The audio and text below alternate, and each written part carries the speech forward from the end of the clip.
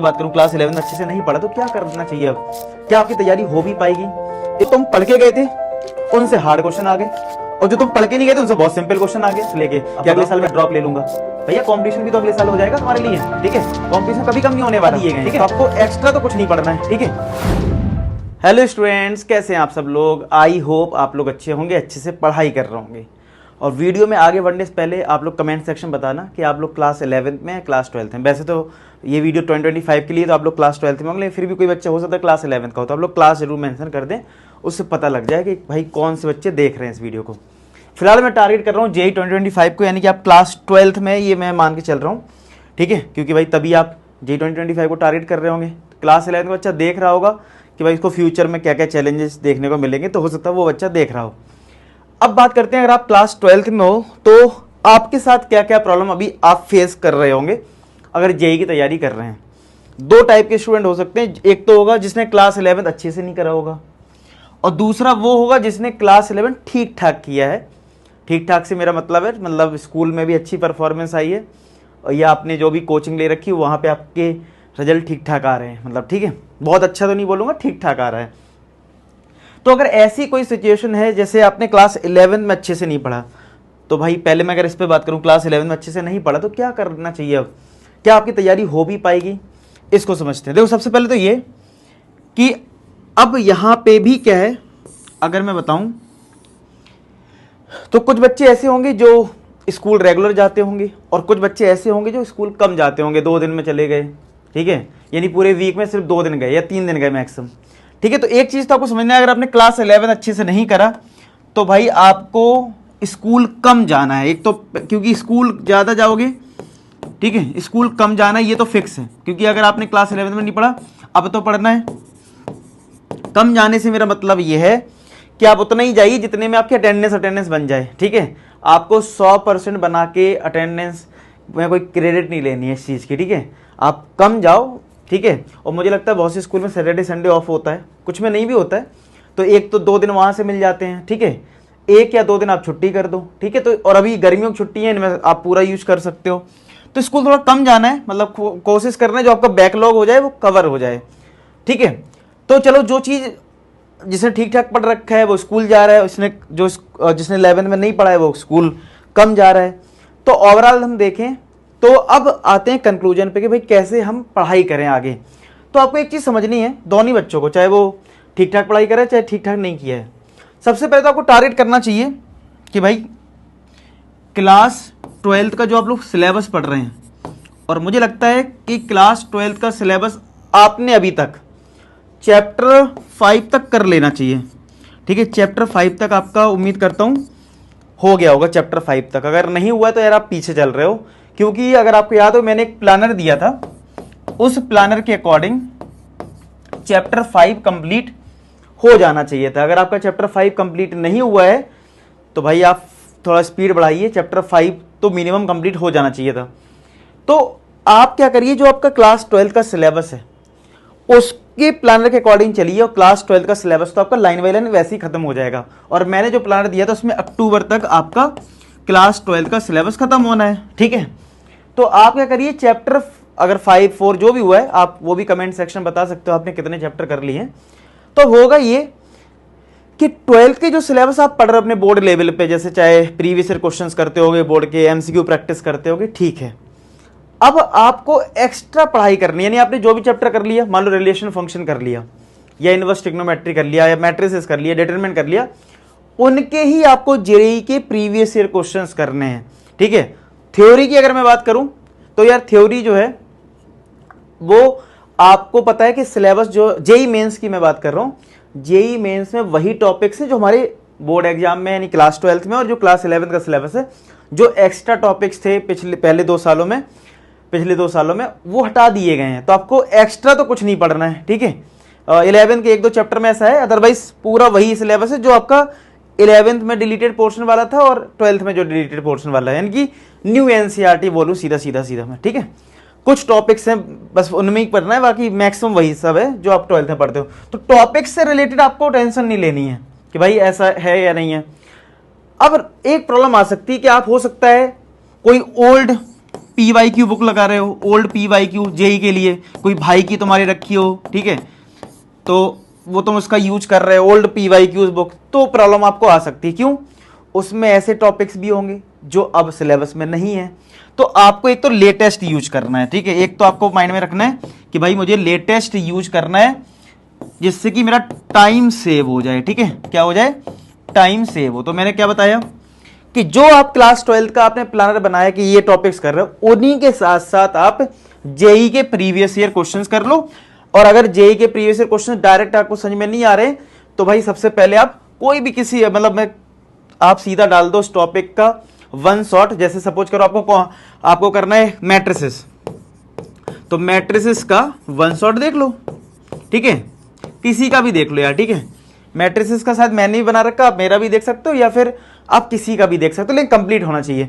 तो जेई का one shot video देख लो। अब वन शॉट से ज्यादा आपको क्या मिलेगा, 1-2 घंटे का जो वीडियो होगा उसको देखने के बाद आप लग जाओ प्रैक्टिस पे, क्योंकि मैथ्स जो है वो आपको प्रैक्टिस से ही आएगा। तो जितनी ज्यादा प्रैक्टिस करोगे आपको क्लियरिटी अपने आप आएगी, थ्योरी ज्यादा पढ़ने से कुछ होगा नहीं, ठीक है। तो बस एक वन शॉट देखने के बाद फटाक से उसके क्वेश्चंस करते जाओ। और अगर आपने जून में जो टाइम चल रहा है, मई तो एंड हो रहा है, जून में अगर तुमने टाइम का यूटिलाइज नहीं करा तो बिलीव मी कि आप जुलाई का पता क्या बोलोगे। अगर आपने ध्यान से देखा हो जब आप 11th में थे तब तो आपको पता ही था क्या करना है, थोड़ा बहुत जब पता चला अच्छा जेई का एग्जाम देना है मुझे, ऐसा करना है, तो थोड़ी एनर्जी आई होगी। अब 12th में थोड़ी थोड़ी एनर्जी चल रही होगी। अब जैसे ही तुम्हारा जुलाई आ जाएगा ना, जून निकाल दिया तुमने, तो तुम कहोगे यार अब वो ऐसा करता हूँ, अब मुझसे नहीं हो पाएगा, अब तो ऐसा करता हूँ इस साल मैं बोर्ड पे फोकस कर लेता हूँ, अगले साल मैं ड्रॉप ले लूंगा और उस टाइम पढ़ाई कर लूंगा, बस हो गया। तुम्हारे माइंड ने तुम्हें रिलैक्स कर दिया, तुम खुश हो कि इस साल नहीं करना है, अगले साल करना है। और अगले साल तुम्हें पता है तुम्हारे जैसे कितने लोग बैठे होंगे ऐसी यही सेम थॉट प्रोसेस लेके कि अगले साल मैं ड्रॉप ले लूंगा। भैया कंपटीशन भी तो अगले साल हो जाएगा तुम्हारे लिए, ठीक है, कंपटीशन कभी कम नहीं होने वाला, ठीक है। तो जितना कोशिश कर सकते हो इस साल कोशिश करो, ठीक है, होना ना होना वो छोड़ दो, ठीक है, अगर नहीं हुआ ठीक है तुम ड्रॉप ले लेना, लेकिन पहले अपना पूरा कोशिश तो कर लो भाई, ठीक है, पूरी कोशिश तो करो। तो भाई मेरे अकॉर्डिंग ये कि आप अपने प्लानर बनाइए अक्टूबर तक। अगर आपके पास कोई प्लानर नहीं है तो मैं टेलीग्राम पे शेयर कर दूंगा क्लास 12th वाला, जिसमें आप वो टॉपिक अपना जो एनसीईआरटी लगाते हो या प्रीवियस ईयर क्वेश्चन करते हो बोर्ड लेवल के, उन्हीं चैप्टर्स के जेई के पीवाईक्यूज करिए, ठीक है। और जेई के पीवाईक्यूज करने से पहले अगर आप चाहो तो उस चैप्टर का वन शॉट देख लो। क्या देख लो? वन शॉट देख लो भाई, ठीक है, क्लियर है बात। अब आते हैं कि भाई क्लास 11th का क्या करें, और क्लास 11th का सिलेबस जिन बच्चों ने बिल्कुल नहीं पढ़ा उनको क्या करना है। तो भाई देखो ऐसा है, जिसने क्लास 11 में बिल्कुल अच्छे से नहीं पढ़ा है तो वो सारे चैप्टर्स तो नहीं कर सकता है, वो एटलीस्ट इंपॉर्टेंट चैप्टर करे। क्या करे? Important chapter. तो वो मैं बताता रहूंगा कौन कौन से चैप्टर इंपॉर्टेंट हैं, या आप कोई प्रीवियस सेक्शन का देख लो तो आपको पता लग जाएगा कौन कौन से इंपॉर्टेंट चैप्टर्स हैं। अभी मैं उस पर नहीं जा रहा हूं। तो आप इंपॉर्टेंट चैप्टर्स करें, और जिन्होंने 11 ठीक ठाक पढ़ा था वो ऑल चैप्टर्स करें। अच्छा आप कहोगे सर हम भी इंपॉर्टेंट कर लें तो क्या काम नहीं बन जाएगा? देखो ऐसा है, इनको तो मैंने इसलिए बोल दिया कि टाइम कम है, 12th को पूरा अच्छे से करो, ठीक है, और 11 में इंपॉर्टेंट चैप्टर्स कर लो, कुछ छोड़ दो, ठीक है। और इंपॉर्टेंट में मैं बता रहा हूं ज्यादा चैप्टर आ ही जाते हैं, कुछ ही चैप्टर होंगे छूटेंगे, ठीक है। तो मैं ऑल चैप्टर इसलिए करने, क्योंकि होता ये है कि कभी कभी हम लोग सोचते ना चलो ऐसा ही ये 3 चैप्टर करके नहीं जाते हैं, बाकी सब अच्छे से पढ़ के जाते हैं, और होता क्या है जो तुम पढ़ के गए थे उनसे हार्ड क्वेश्चन आ गए, और जो तुम पढ़ के नहीं गए थे उनसे बहुत सिंपल क्वेश्चन आ गया। अब बताओ क्या होगा फिर? तो ऐसे केस में ऑल चैप्टर्स करना ही सही रहता है, एटलीस्ट हर चैप्टर की आपको नॉलेज हो, ठीक ठाक प्रैक्टिस हो, तो भैया सिंपल क्वेश्चन आ जाए तो आप अटेम्प्ट कर लो, ठीक है। तो भाई ये चीज फायदा करती है, तो आपको ऑल चैप्टर्स करने इंपॉर्टेंट के चक्कर। अभी तो फिलहाल नहीं फंसना है, अभी तो मई का टाइम चल रहा है, अभी टाइम है, जून को आप अच्छे से यूटिलाइज करिए, प्रीवियस ईयर क्वेश्चंस करिए, वन शॉट देख लीजिए, फिर प्रीवियस ईयर, और प्रीवियस ईयर क्वेश्चन बहुत होते हैं यार, ऐसा नहीं कि 10-15 होते हैं यार, बहुत क्वेश्चंस होते हैं। अगर आप सारे प्रीवियस ईयर क्वेश्चन करोगे तो आपको अच्छे खासे नंबर ऑफ क्वेश्चंस मिल जाते हैं, और अच्छी खासी आपकी प्रैक्टिस हो जाती है, और आपको पैटर्न का पता चल जाता है कि भाई ठीक है, पैटर्न का पता लग जाता है। तो आप इस चीज को फॉलो करें। तो इंपॉर्टेंट बात मैंने पहले बता दी, पीवाईक्यूज करें। दूसरा सबसे इंपॉर्टेंट चीज है भाई मॉक टेस्ट जरूर देना होता है, ठीक है। मॉक टेस्ट कई बार क्या हम पढ़ते रहते हैं यार, ठीक है हमारी तैयारी चल रही है जेई की, ठीक है सब पढ़ रहे हैं सर, ठीक है, हो सकता है तो बोर्ड लेवल का पढ़ रहे हो तो मैं लग रहा है पढ़ रहे हो, ये मॉक टेस्ट दो जेई लेवल के, ठीक है भाई, उनका लेवल जेई वाला हो, उसमें तुम्हें पता चलेगा भाई तुम्हारा स्कोर कितना आ रहा है। भाई अगर तुम तीनों सब्जेक्ट का दे रहे हो तो तुम्हारा 300 में कितना स्कोर जा रहा है, 100 जा रहा है, 110 जा रहा है, 140 जा रहा है, 150 जा रहा है, कितना आ रहा है स्कोर, पता तो होना चाहिए। भैया कम से कम महीने में 2 टेस्ट तो दे ही दो, 2 टेस्ट अगर महीने में अगर आप देंगे तो आप कह सकते हो कि ठीक है मेरी तैयारी ठीक है। अगर आप चाहते हो कि मैं आपका टेस्ट करवाऊं तो उसके लिए आप टेलीग्राम ज्वाइन कर लेना, ठीक है, और मैं अपडेट करूंगा आपको कि आपके टेस्ट जरूर मैं रखा करूं ऐप पे। तो ऐप इंस्टॉल कर लेना, ऐप पे मैं टेस्ट कोशिश करूंगा आपके टेस्ट लेने का, जिससे आपको अपनी एक्यूरेसी का पता लगे कि भाई कितने कितने नंबर तुम्हारे आ रहे हैं, ठीक है। मतलब मैं तो आपका अभी फिलहाल मैथ्स की टेस्ट कंडक्ट करवाऊंगा तो 100 मार्क्स में तुम्हारा जेई लेवल पे मैं बात करूं तो कितने नंबर आ रहे हैं ये तुम्हें पता लग जाए, समझ रहे हो, समझ रहे, ये पता लग जाए एटलीस्ट तुम्हारे 10 मार्क्स आ रहे हैं, 20 आ रहे हैं, 30 आ रहे हैं, 40 आ रहे हैं, कहाँ तुम एग्जिस्ट कर रहे हो।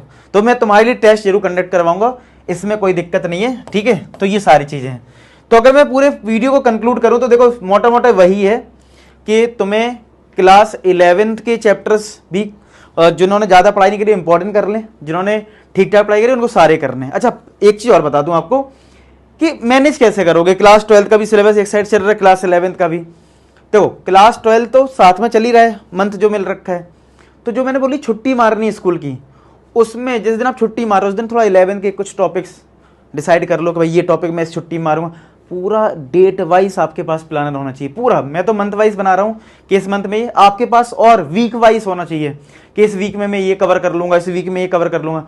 जितना अच्छा प्लानर होगा उतना ही बढ़िया रहेगा आपके लिए, और इस तरीके से आप 11th के भी चैप्टर्स कवर कर पाओगे, फिर 12th के भी। ऐसे ही मैनेज करना है, इस रोड मैप को यूज करो। रोड मैप का सिंपल मतलब है आपका प्लानर, जो मैं टेलीग्राम पे शेयर कर दूंगा, टेलीग्राम ज्वाइन कर लेना, उसको फॉलो करते हुए जेई के प्रीवियस ईयर क्वेश्चंस करने और मॉक टेस्ट देने, और मॉक टेस्ट भी मैं कंडक्ट आपके लिए करवा दूंगा। तो ये है बस छोटी सी स्ट्रेटजी, ज्यादा कंफ्यूज मत हो, पढ़ाई करोगे अपने आप नंबर आएंगे। फिर तुम स्ट्रेटजी वीडियो देखते रहो, मैं हमेशा वीडियो बोलता हूँ देखते रहो, ठीक है।